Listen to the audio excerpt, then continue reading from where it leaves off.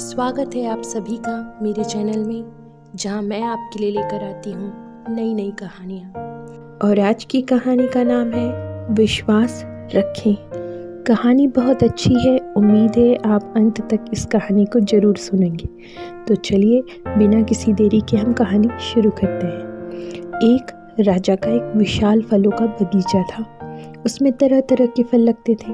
उस बगीचे की सारी देखरेख एक किसान अपने परिवार के साथ करता था, और वो किसान हर दिन बगीचे के ताजे फल लेकर राजा के राजमहल जाता था।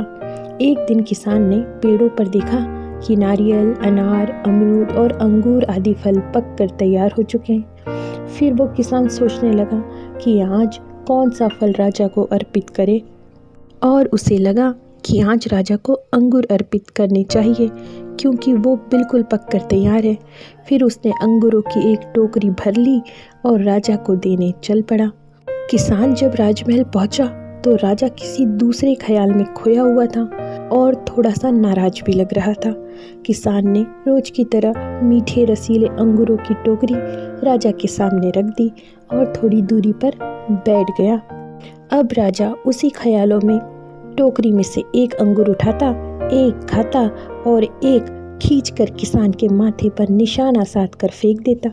राजा का अंगूर जब भी किसान के माथे या शरीर पर लगता था तो किसान कहता था, ईश्वर बड़ा ही दयालु है। राजा फिर और जोर से अंगूर फेंकता था और किसान फिर वही कहता, ईश्वर बड़ा ही दयालु है। थोड़ी देर बाद जब राजा को एहसास हुआ कि वो क्या कर रहा है और प्रत्युत्तर में क्या आ रहा है, तो वो संभल कर बैठ गया और फिर किसान से कहा, मैं तुम्हें बार बार अंगूर मार रहा हूँ और ये अंगूर तुम्हें लग भी रहे हैं, पर फिर भी तुम बार बार यही क्यों कह रहे हो?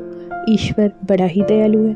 किसान बड़ी नम्रता से बोला, राजा जी, बागान में आज नारियल, अनार, अमरूद और अंगूर आदि फल तैयार थे, पर मुझे भान हुआ कि क्यों ना मैं आज आपके लिए अंगूर ले चलूं।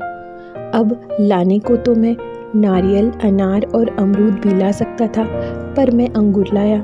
यदि अंगूर की जगह नारियल, अनार या अमरूद रखे होते तो आज मेरा हाल क्या होता। इसलिए मैं कह रहा था, ईश्वर बहुत दयालु है।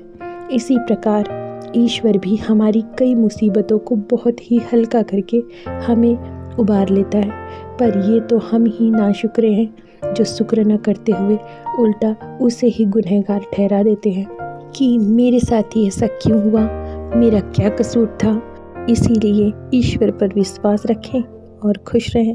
कहानी अच्छी लगी हो तो इसे लाइक करें, शेयर करें, कमेंट करें और मेरे चैनल को सब्सक्राइब करना बिल्कुल ना भूलें। कहानी को अंत तक सुनने के लिए बहुत बहुत धन्यवाद।